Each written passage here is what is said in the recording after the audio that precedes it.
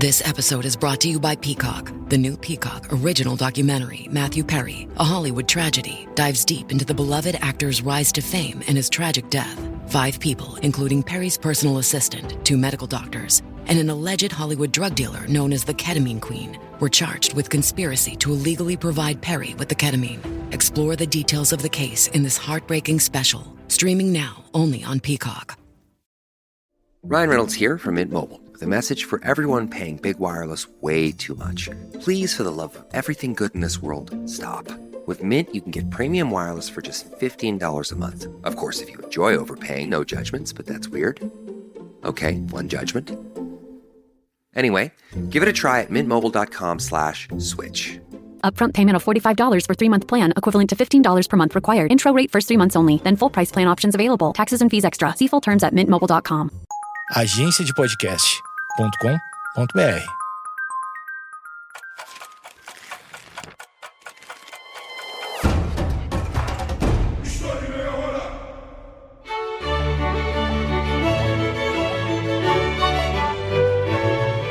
Como que a política é influenciada pela filosofia?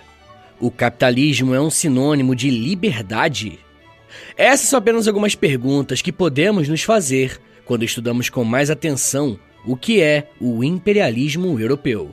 Um fenômeno presente em boa parte do século XIX e que, de certa forma, ainda está vivo atualmente. O meu objetivo com esse episódio é fazer um bom panorama do que significa esse conceito e como que ele foi aplicado em diferentes países. Vocês vão perceber que esse tema é bastante delicado, e como sempre, eu quero lembrá-los que eu uso fontes e autores confiáveis que você pode e deve consultar na descrição do episódio. A primeira coisa que precisamos fazer hoje é definir muito bem o tema que estamos trabalhando, o imperialismo. A palavra império é usada desde a antiguidade, e temos vários exemplos desse tipo de governo. Por exemplo, aqui mesmo no podcast, já estudamos o Império Romano, o Império Carolíngio, o Império Azteca e por aí vai. Mas a palavra imperialismo começou a ser usada apenas em 1870, e de acordo com um dicionário de conceitos históricos, esse termo pode ser entendido como, abre aspas, práticas militares e culturais desenvolvidas por potências para exercer o domínio sobre outros estados, politicamente independentes. O período entre 1870 e 1914 esteve, dessa forma, associado à expansão do capitalismo monopolista, à conquista política e militar de territórios e ao auge do imperialismo sobre o mundo, com a partilha da África. Fecha aspas. Essa definição é importante logo aqui no começo, porque faz um recorte temporal no nosso assunto.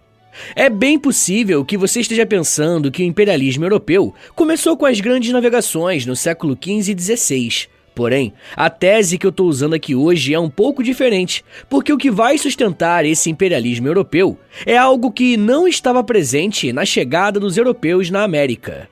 Na verdade, essa diferença fica evidente nos números. No início do século XIX, os países europeus dominavam praticamente 30% de todo o território global. No início do século XX, essa porcentagem saltou para absurdos 80%. E o que aconteceu para existir um crescimento tão grande? E é basicamente isso que eu vou tentar responder aqui hoje. Os primeiros anos do século XIX foram complicados, entre aspas, para as potências europeias em relação à dominação colonial. Nas primeiras 2 décadas, praticamente toda a América Central e o Sul tinham conquistado as suas independências, fazendo com que muitos políticos europeus desacreditassem que o imperialismo fosse uma saída viável para o seu desenvolvimento econômico. Por outro lado, podemos explicar o crescimento do imperialismo europeu a partir de 2 movimentos: o capitalismo no século XIX e novos debates ideológicos. A respeito do capitalismo, o século XIX é conhecido como o período em que a segunda revolução industrial ganhou força em muitos países da Europa e nos Estados Unidos. A nova fase da Revolução Industrial trouxe como novidade o uso de novas fontes energéticas, bem como um aprimoramento da produção, como por exemplo o desenvolvimento de técnicas como o Fordismo. Como a concorrência agora estava maior, os países industrializados tentavam se impor sobre os outros. Passou a acontecer então uma nova divisão internacional do trabalho, onde alguns países precisariam ser não industrializados e fornecedores de matérias-primas, enquanto os industrializados seriam responsáveis por explorá-los. Ou seja, comprar matéria-prima a preço muito baixo e transformá-la em produtos industrializados que seriam vendidos para o mundo inteiro, inclusive para esses países explorados. Só teve um problema. A partir da década de 1870, esse mesmo capitalismo que estava em crescimento passou por uma grave crise. O professor Luiz Edmundo Moraes conta que os países industrializados tiveram um declínio de diversos ramos produtivos e, com a queda progressiva nas taxas de lucro, fizeram com que os países precisassem buscar uma nova fonte de renda. Olha só o que o professor Luiz falou, abre aspas. Não é uma mera coincidência o fato de que o período de maior intensidade da chamada corrida imperialista e de maior fluxo de capitais para as regiões coloniais foi inaugurado pela Grande Depressão, recessão econômica que se estende pelas décadas de 1870 e de 1880 na Europa. Fecha aspas. Ou seja, o que está sendo dito aqui é que o imperialismo, enquanto uma política de dominação e de conquista de outros territórios, surgiu como uma alternativa à crise econômica, vivida principalmente na Europa. O primeiro argumento nesse ponto, então, está em afirmar que um dos impulsionadores do avanço europeu em continentes como a África e a Ásia se deu por uma necessidade de recuperação econômica. Mas esse argumento não pode nos levar a cair em um erro grave. Quando colocamos o investimento imperialista apenas na conta da economia, podemos cair no erro de achar que tudo o que aconteceu nos continentes invadidos foi uma mera consequência natural do crescimento industrial europeu. É como se esses países tivessem crescido e, ao entrar em crise, falassem: a gente vai ter que invadir a África e a Ásia, que pena. O que eu estou tentando mostrar para vocês nesse ponto é que o imperialismo não foi isso. O imperialismo foi uma escolha política dos países europeus. As invasões e violências cometidas na África e na Ásia não foram um acidente da natureza, e sim eventos que tiveram origens históricas e políticas claras. Um argumento que reforça essa ideia é que não foram apenas as potências industriais que praticaram o imperialismo. Portugal, por exemplo, era um país sem tanta relevância no cenário internacional e teve um papel muito importante no imperialismo na África. Essa realidade nos leva para o segundo pilar do imperialismo europeu, o ideológico. O século XIX foi marcado por uma nova forma de pensar o outro, principalmente aquele que não era europeu. Nesse sentido, o que acabou dando sustentação ao imperialismo europeu foi um tipo específico de racismo, um racismo que usava a ciência da época para legitimar um modelo político que achava normal cortar mãos de crianças caso elas não atingissem a cota estabelecida para o dia. É esse tipo de imperialismo que estamos falando.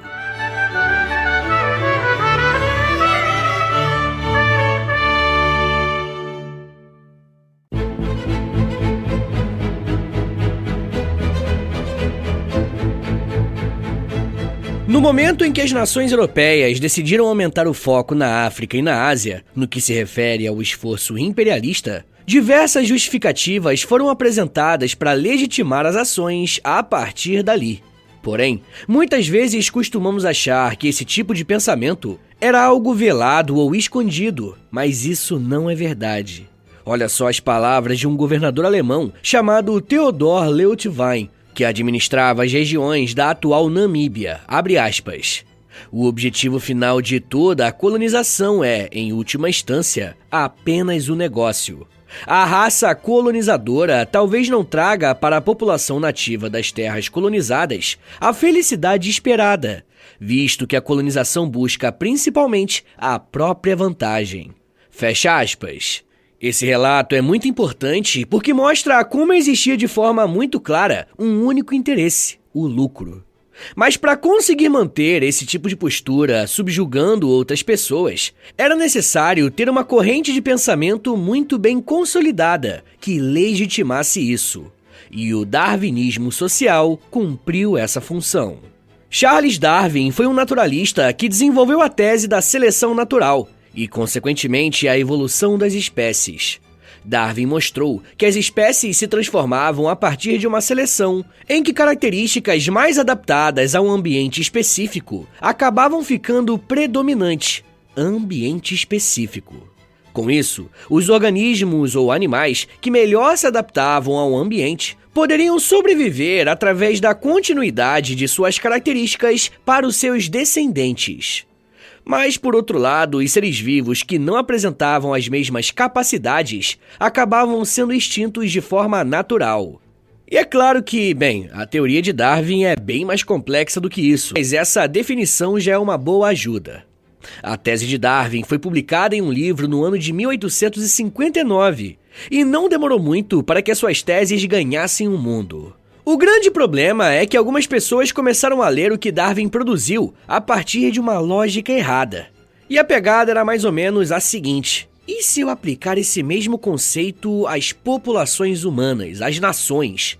O que eu vou chamar daqui pra frente de darwinismo social é a ideia de que alguns povos são mais adaptados ao ambiente do que outros, e por isso são mais evoluídos do que outros. E é nesse contexto que vai surgir a ideia de raças para se referir aos diferentes grupos humanos.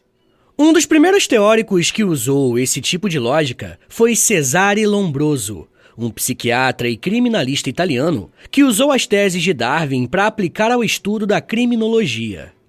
Cesare desenvolveu uma tese chamada O Homem Delinquente, que fez bastante sucesso naquela época.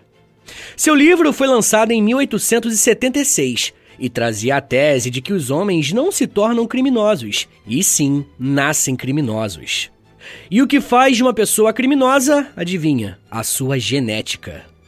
E eu sei que ouvir uma coisa dessa hoje em dia é até um escárnio, mas Cesare fez um estudo clínico e chegou a uma conclusão de que alguns biotipos são mais propícios a se entregarem à delinquência, segundo as próprias palavras dele.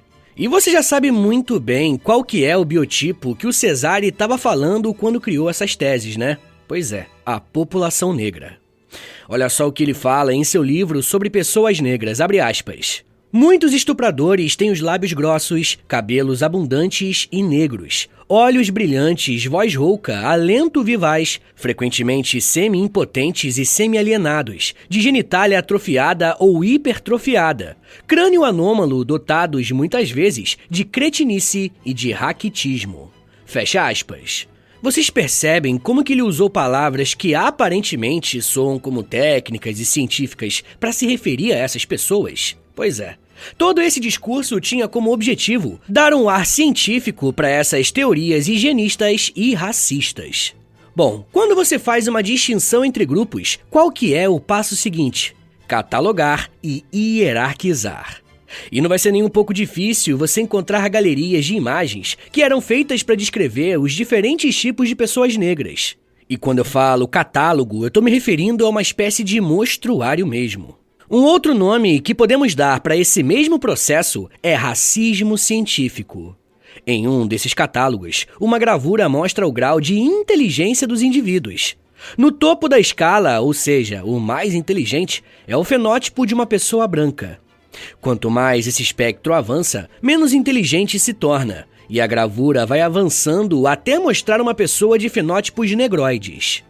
Todas essas teorias foram baseadas nas ideias de Darwin, que, como eu disse, foi lido de forma errada. O darwinismo social também foi aplicado na política, uma vez que os princípios evolutivos também foram usados para justificar o imperialismo. Se liga só na frase que um político francês chamado Jules Ferry falou para justificar a existência das colônias da França na época. E eu já adianto que a frase é pesada, abre aspas. Para os países industriais exportadores, a expansão colonial é uma questão de salvação. Em nosso tempo, e diante da crise que atravessam as indústrias europeias, a fundação de colônias representa a criação de uma válvula de escape para os nossos problemas. Devemos dizer abertamente que nós, pertencentes às raças superiores, temos direitos sobre as raças inferiores, mas também temos o dever de civilizá-las. Fecha aspas. Hoje, uma frase como essa seria um completo absurdo, Mas a verdade é que durante a segunda metade do século XIX e as primeiras décadas do século XX, isso era normal. Citar um político francês aqui tem uma função muito importante, uma vez que a França foi uma das primeiras nações a controlar muitas áreas do continente africano, a partir desses dois pilares que eu citei até esse momento. O marco inicial da corrida imperialista da França no século XIX será a conquista da Argélia em 1830, um país que fica ao norte da África. Essa conquista vai representar a entrada dos franceses no continente. Nas décadas seguintes, a França vai empreender uma corrida para conquistar a maior quantidade de territórios possível. Quem detalha muito bem a forma que os colonizadores, inclusive a França, vão tratar os demais países é o crítico literário Homi Bhabha, ao dizer que, abre aspas, o objetivo do discurso colonial é apresentar o colonizado como uma população de tipos degenerados, com base na origem racial, de modo a justificar a conquista e estabelecer sistemas de administração e instrução. Fecha aspas.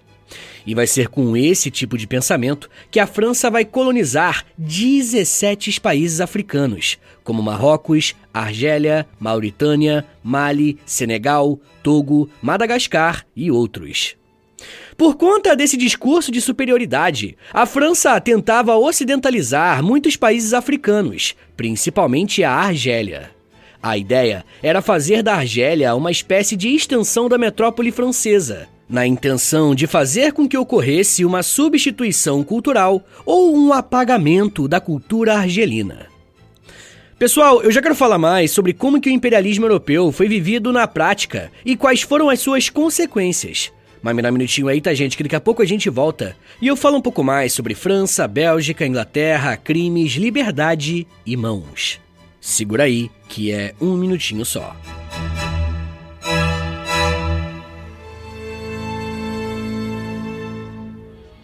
O História em Meia Hora lançou um livro. O livro História em Meia Hora, Grandes Civilizações é um apanhado de capítulos onde cada um deles eu falo sobre uma grande civilização da história. Tudo baseado em episódios do podcast, mas com muito conteúdo extra, como imagens, gráficos e muito mais coisa que você só encontra lá. Clica aqui no link da descrição do episódio para garantir o meu primeiro livro e aprender sobre a história do mundo comigo por mais de meia hora. Valeu, gente!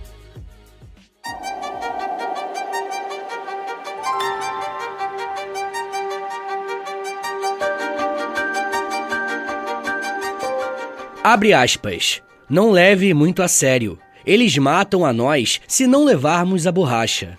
O comissionário nos prometeu que se tivermos muitas mãos, ele encurtará o nosso serviço.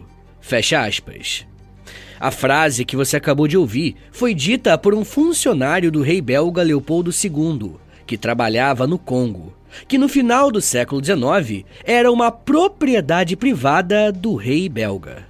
O que esse funcionário está descrevendo é a punição para os congoleses que não cumpriam com as suas metas de extração de borracha, o decepamento de suas mãos. Leopoldo II é tido por muitos como o grande símbolo do imperialismo europeu.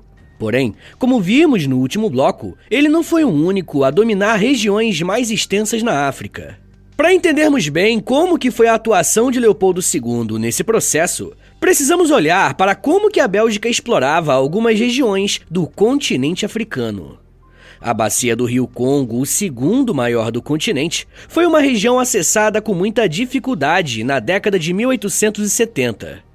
A Bélgica, naquela época, era um país com menos relevância na Europa, e o principal objetivo de Leopoldo II era ver a Bélgica assumir um lugar de grande influência entre as potências internacionais. Diante da impossibilidade de se alargar as fronteiras na Europa, os belgas começaram a cogitar a obtenção da posse de um território na África. Antes de ir para o continente africano, Leopoldo II tentou comprar diversos territórios ao redor do mundo. Ele se interessou por uma província na Argentina, a Ilha Bornéu dos holandeses. Tentou alugar as Filipinas da Espanha ou estabelecer colônias no leste asiático, nos atuais China, Vietnã, Japão ou em algumas pequenas ilhas do Pacífico. Também tentou colonizar outras regiões da África, além do próprio Congo, como Senegal e Moçambique. com a justificativa de prevenir o reaparecimento do comércio de escravizados da costa ocidental no continente africano, e também com a justificativa de procurar formas de enviar ajuda médica à África, Leopoldo II estabeleceu uma associação internacional com representantes do mundo inteiro, mas que era financiada e controlada pelo rei. Obviamente, o grande objetivo era o domínio da Bacia do Congo e a exploração dos recursos econômicos, estabelecendo nessas terras uma colônia.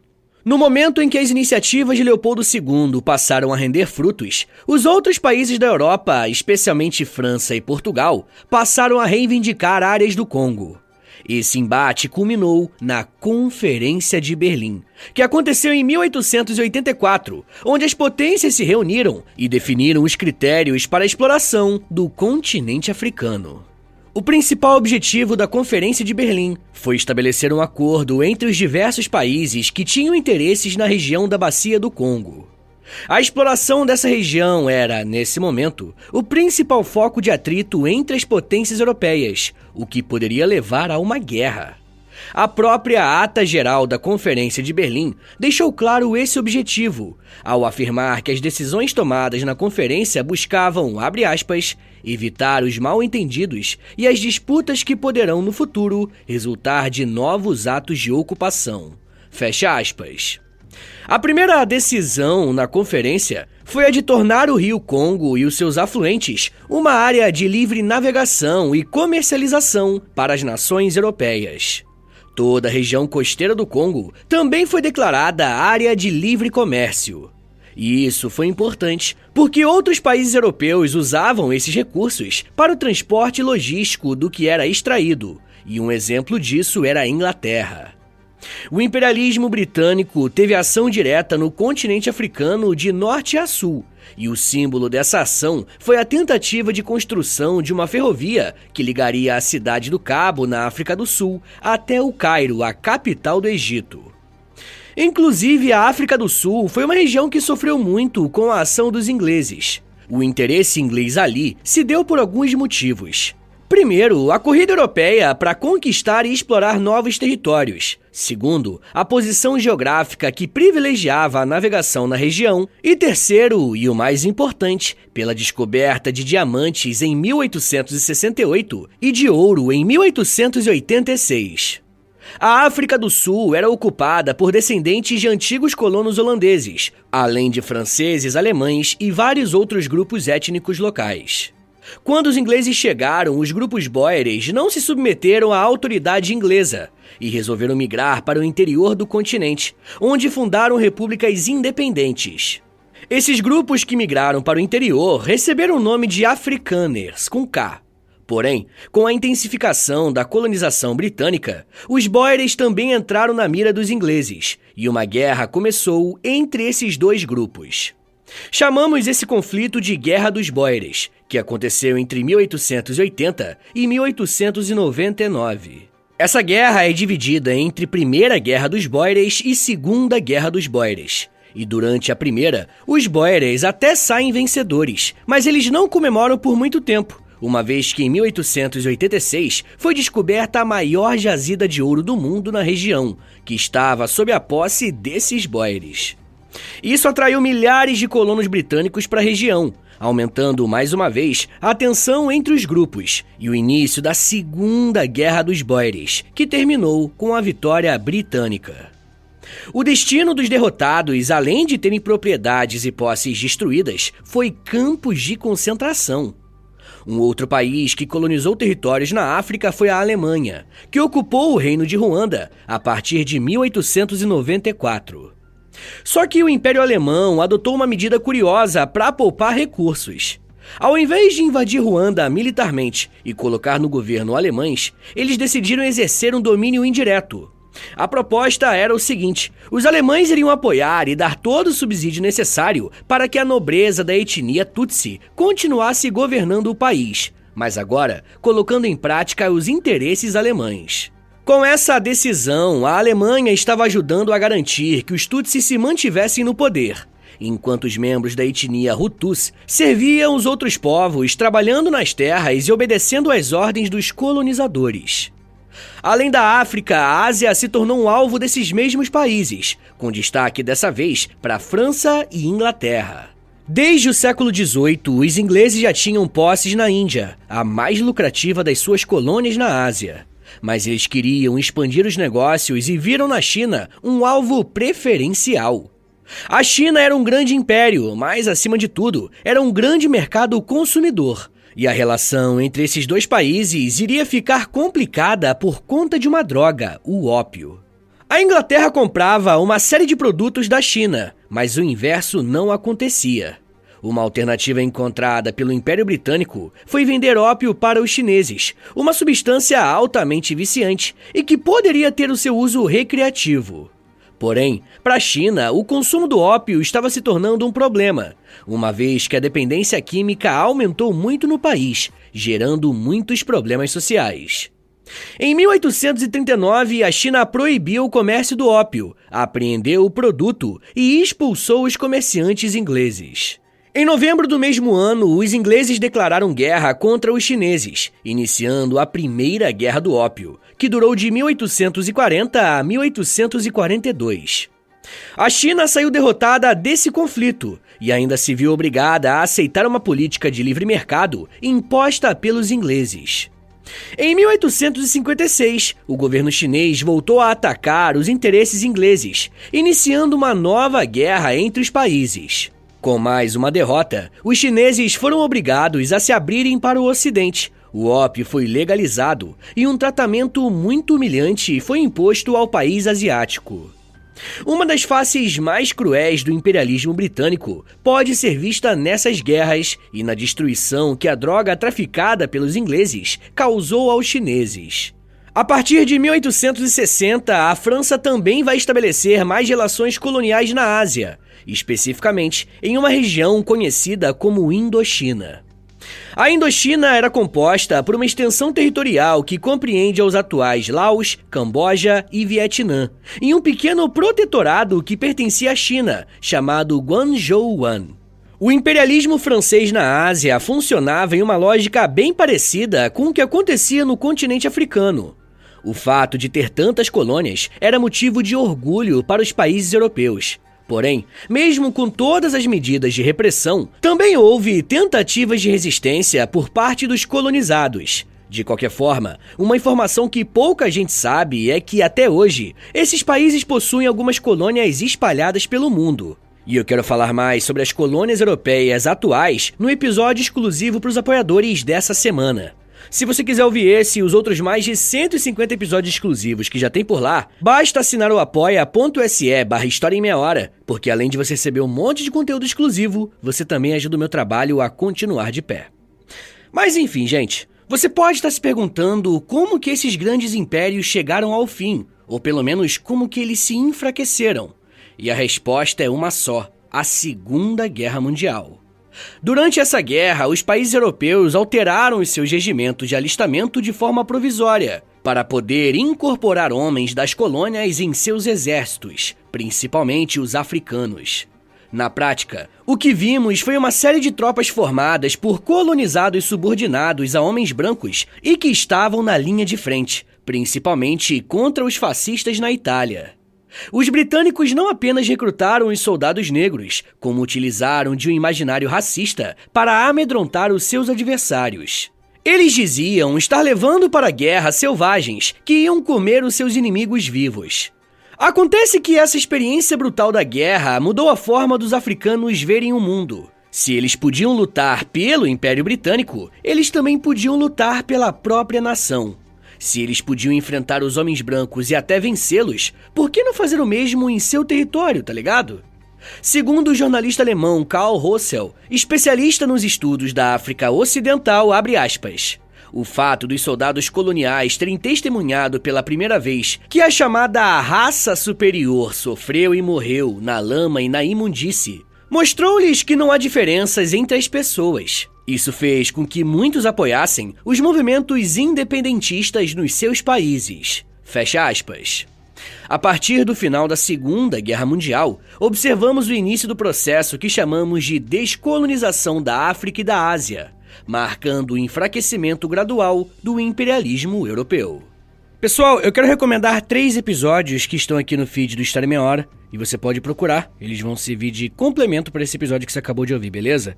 O primeiro episódio se chama Imperialismo Francês, o segundo se chama Imperialismo Britânico e o terceiro se chama Belle Époque.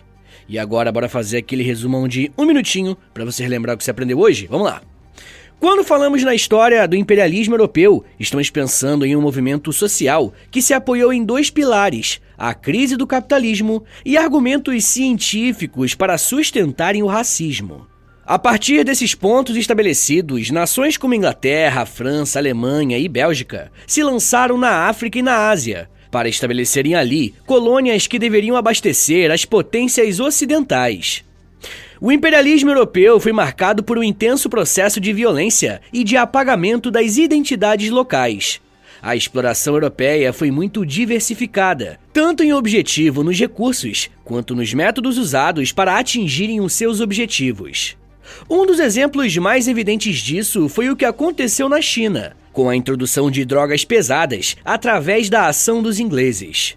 O cenário só começou a mudar quando os colonizados foram obrigados a lutar na Segunda Guerra Mundial, defendendo as bandeiras dos invasores. O conflito serviu para mostrar que a suposta superioridade racial por parte dos brancos não existia, e a partir dos anos de 1950, diversos movimentos de libertação colonial ganharam muita força. Alguns desses levantes fracassaram, e eles ainda tentam se libertar de suas amarras, como por exemplo as nações africanas que usam uma moeda francesa como uma forma do país europeu manter a influência na região, visando o controle de recursos minerais valiosos. Mas isso já é um papo para uma outra meia hora. Here at the Almond Joy Factory, where tropical vibes abound, we use soft, fresh-tasting coconut. The crunchiest almonds and delicious chocolate candy. Ah, but do you know what our most important ingredient is? Sometimes you feel like a nut. Sometimes you don't. Almond Joy's got nuts and something even way better than that. Yes, Almond Joy is made with almonds and joy. This episode is brought to you by Coffee Mate. After watching this season of the HBO's original series, The White Lotus, this is the tropical getaway I needed. One more pina colada, please. Hey, you're not on mute. Oh, I thought I was in paradise. Turns out, it was my Coffee Mate. Coffee Mate pina colada and Thai-iced coffee flavored creamers. Inspired by the newest season of HBO's original series, The White Lotus. For the love of coffee. Try now.